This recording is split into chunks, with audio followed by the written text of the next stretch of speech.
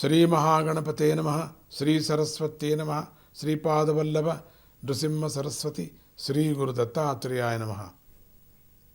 ಆ ಭವನದಲ್ಲಿ ನೋಡ್ತಾ ಇದ್ದಾನೆ ಸ್ವಾಮಿ, ಅನೇಕ ಮಧ್ಯಶಾಲೆಗಳು, ನಾಟ್ಯಶಾಲೆಗಳು, ಪಾಕಶಾಲೆಗಳು, ಭೋಜನ ಶಾಲೆಗಳು ಇವೆಲ್ಲ ಕಂಡು. ಭೋಜನ ಶಾಲೆ ತುಂಬ ಚೆನ್ನಾಗಿದೆ ಅಲ್ವಾ, ನಾಟ್ಯ ಶಾಲೆನೂ ಹೋಗ್ಕೊಂಡು ಹೋಗ್ಲಿಬಿಡಿ ಅಂತ. ಮಧ್ಯಶಾಲೆಗಳು ಹೇಳಿದ್ದು ನನಗೆ ಅರ್ಥ ಆಗ್ತಾಯಿಲ್ಲ.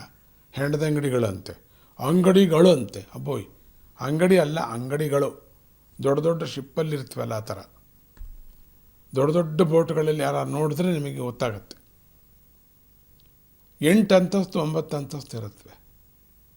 ಸಿನಿಮಾ ಥಿಯೇಟ್ರ್ ಇರುತ್ತೆ, ಆಟ ಆಡ್ತಕ್ಕಂಥದ್ದಿರುತ್ತೆ, ಎಲ್ಲವೂ ಸಕಲಸವೂ ಇರುತ್ತೆ. ಅಂಗಡಿಗಳಿರುತ್ತವೆ, ಒಳ್ಳೆ ರೂಮು ತಂಗೋದಕ್ಕೆ ಎಲ್ಲ ಇರುತ್ತೆ ಬಿಡಿ. ಹಾಗೆ 8 ಮೇಲೆ ಇನ್ನೊಂದು 4-5 ಕೆಳಗೆ. ಆ ಇಂಜಿನಲ್ಲಿದೆ ಗೊತ್ತಿಲ್ಲ, ಹುಡುಕಾಡ್ಬೇಕು ನಾವು. ಸೈಕಲಲ್ಲಿ ಹೋಗ್ಬೋದು, ಪುಟಾಣಿ ಕಾರಲ್ಲಿ ಹೋಗ್ಬೋದು. ತುಂಬ ತಮಾಷೆ ಅಲ್ಲ. ಎಂಥ ದೊಡ್ಡ ಶಿಪ್ ಅದು, ಏನು ಕತೆ ಅನಿಸುತ್ತೆ ನಮಗೆ. ಮುಳುಗೋದ್ರೆ ಅಷ್ಟೇ, ಎಂಥ ದೊಡ್ಡ ಅನಾಹುತ ಅಂತೀವಿ. ತುಂಬ ಕಷ್ಟ. ಟೈಟಾನಿಕ್ ಗೊತ್ತಿಲ್ವ ನಿಮಗೆ, ಎಷ್ಟು ಕಷ್ಟ ಆಯಿತು ನೋಡಿ. ಹಾಗೆ ರಾವಣಾಸುರನ ಮನೆ ಕೂಡ ಒಂದು ದೊಡ್ಡ ಶಿಪ್ ಇದ್ದಾಗಿದೆ. ವಿಮಾನ ಅಂದರೆ ಇದೆ ತಾನೆ, ಹಾರಾಡುವ ಶಿಪ್. ದ ಫ್ಲೈಯಿಂಗ್ ಶಿಪ್ ಅಂತ ಹೇಳ್ತೀವಿ, ಮೇಲ್ಗಡೆ ಹೋಗುತ್ತಲ್ಲ ಹಾಗೆ. ಕೆಳಗಿಲ್ಲ, ಕೆಳಗೆ ತಗಲಿಲ್ಲ ಅಂತ ಹೇಳ್ಕೊಂಡ್ವಲ್ಲ. ಇನ್ನು ಒಳಗಡೆ ಹೋಗಿ ನೋಡಿದ್ರೆ ವಿಧ ವಿಧವಾದಂಥ ಅಂಗಡಿಗಳಿವೆ. ರಾಕ್ಷಸರಿಗೆ ಬೇಕಾದ ಅಂಗಡಿಗಳೆಲ್ಲ ಇವೆ, ಮನುಷ್ಯರಿಗೆ ಬೇಕಾದ ಅಂಗಡಿಗಳಿವೆ. ಮನುಷ್ಯರಿಗೆ ಯಾಕೆಂದರೆ ಮನುಷ್ಯರನ್ನು ಕೂಡ ತಂದಿಟ್ಕೊಂಡಿದ್ದಾನಲ್ಲ ಈ ಪುಣ್ಯಾತ್ಮ. ಅದಕ್ಕೆ ಪ್ರತಿಯೊಂದು ಸ್ಥಳದಲ್ಲೂ ಕೂಡ ಸಂಪತ್ತು ತಾಂಡವಾಡ್ತಾ ಇತ್ತು.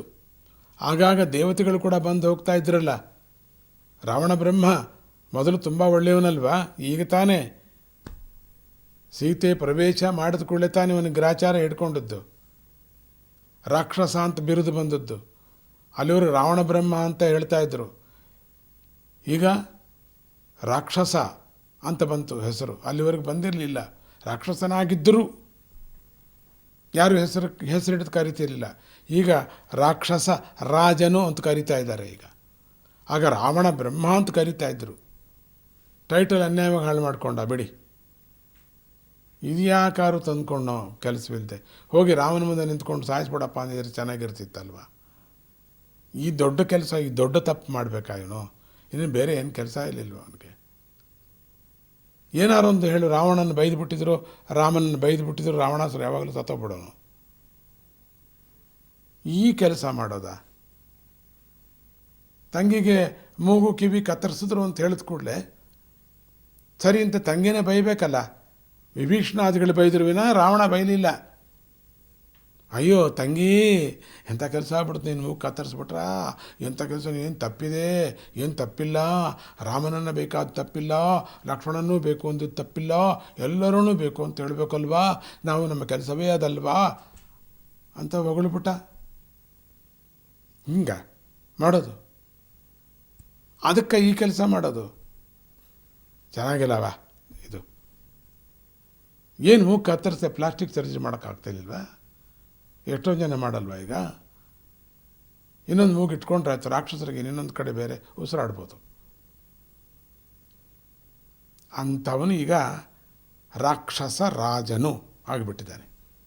ರಾವಣ ಬ್ರಹ್ಮನೂ ಹೋಗಿಬಿಟ್ಟು ಮುಂದೆ ಸ್ವಲ್ಪ ದೂರದಲ್ಲಿ ಇನ್ನೊಂದು ವಿಶಾಲವಾದ ಕೊಠಡಿ ಕಾಣಿಸ್ತು. ಏನಿದೆ ಅಲ್ಲಿ? ಏನಿರ್ಬೋದು? ಊಹೆ ಮಾಡ್ಕೊಣವಾ, ಆಮೇಲೆ ನೋಡೋಣ ಅದೇನಿರ್ಬೋದು.